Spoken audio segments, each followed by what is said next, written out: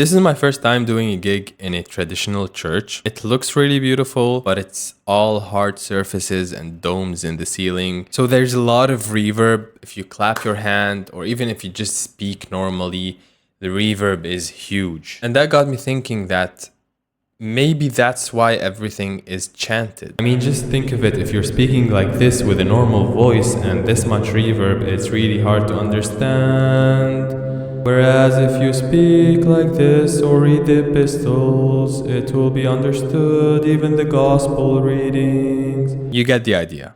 Just something I thought about. So I went there very early, at least 2 hours before the event, because the musicians wanted to come an hour early to sound check and to prepare a little bit. So I actually brought with me my own mixer this time, the M32 core with the DL32 stage box, in a small flight case that I could handle alone because I didn't have anybody to help me carry stuff, and also there's nowhere to put a big mixer in this church. The amplifier rack and their mixer is actually behind the altar. So if I didn't bring my own gear with me, I literally wouldn't have any way of hearing what I was mixing from behind. So my plan was to go in there, not use their mixer or change anything with their settings, plug right into the amplifiers and use my own setup. But things didn't seem right, and I wasted a lot of time trying to follow cables and figure out how their setup was configured. And then I realized that all these column speakers were connected all together to the same amplifier, which is something that we don't usually use in pro audio. So it's not your usual amplifier that has 2 channels. There was at least 8 or 10 column speakers. So that's a bummer because I couldn't do any time delay between them to align them. And with this much reverb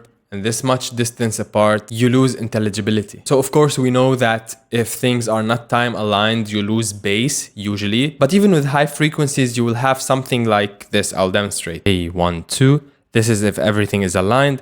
This is multiple speakers at different distances. You lose intelligibility. So I ended up leaving their setup as it is, and there was 1 empty channel on their mixer, plugged 1 output from my mixer to 1 input on their mixer, set the levels like I usually do, and there was also 2 small speakers in the front, literally this size, point source speakers left and right. So I made sure all the speakers are roughly equal level. Then after setting the levels, I took a measurement. This was the result of the measurement, and this is huge. Between 250 and 500 hertz. This is plus 15 dB. I was not expecting that at all because it's all small speakers. Like the column speakers were this thick. So the actual driver cannot be bigger than this. And the point source speakers in the front are this big. So also the driver is roughly this big. So where is all that bass coming from? I would assume it's the architecture of the church and all the hard surfaces, because there's no way these speakers can produce that much bass. So I averaged them and I did 1 EQ band, brought it down minus 15 dB, and the result is this. And it sounded fantastic. I mean, it's not fantastic. Aside from the lack of time alignment, it sounded correct. That's what I meant to say. Now, if you look closely, I could have done a little bit more, but I didn't have any more time to do that because the band arrived and we needed to set up and start practicing. What I could have done is 1 more band of EQ right here, like this, just a couple of dB cut, and maybe a tiny high shelf like so, also just a couple of dB. So instead of this yellow, I would have this blue.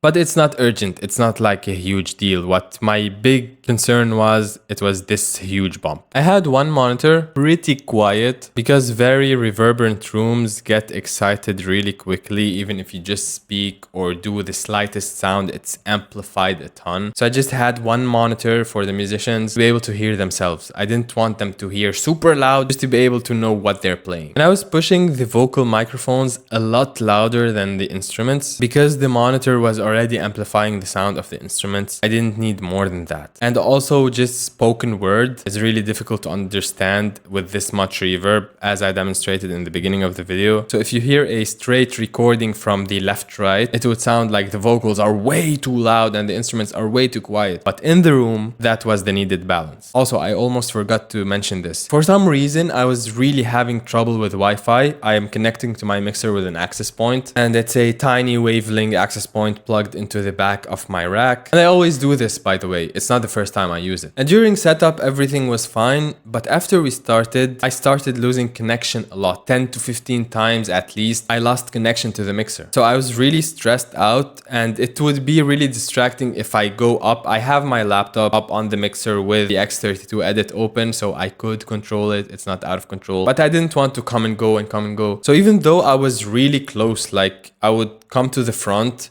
be like 3 meters away from the access point, and it would still not be able to connect. Then I opened my Wi-Fi analyzer app on my phone, and I saw that on the same channel there was multiple wireless networks, and they were really strong. I'm not sure if it was a phone with hotspot opened or a Wi-Fi router or something, but there was like really strong connections on the same channels I was on. So next time I learn, maybe scan for Wi-Fi networks and move the access point to a different channel so it wouldn't be that crowded and I wouldn't lose connection. Fortunately, nothing bad happened. Everybody was happy. It was great. But I was really stressed out. Part of it is that I'm not using the best access point out there, but I've used it plenty of times and it was never really that bad. Usually when I lose connection, it's because I got really far from the mixer. But this time I was really close and I would still not be able to connect. So any Wi-Fi experts, let me know your thoughts in the comments below. Is there any router or access point that could automatically jump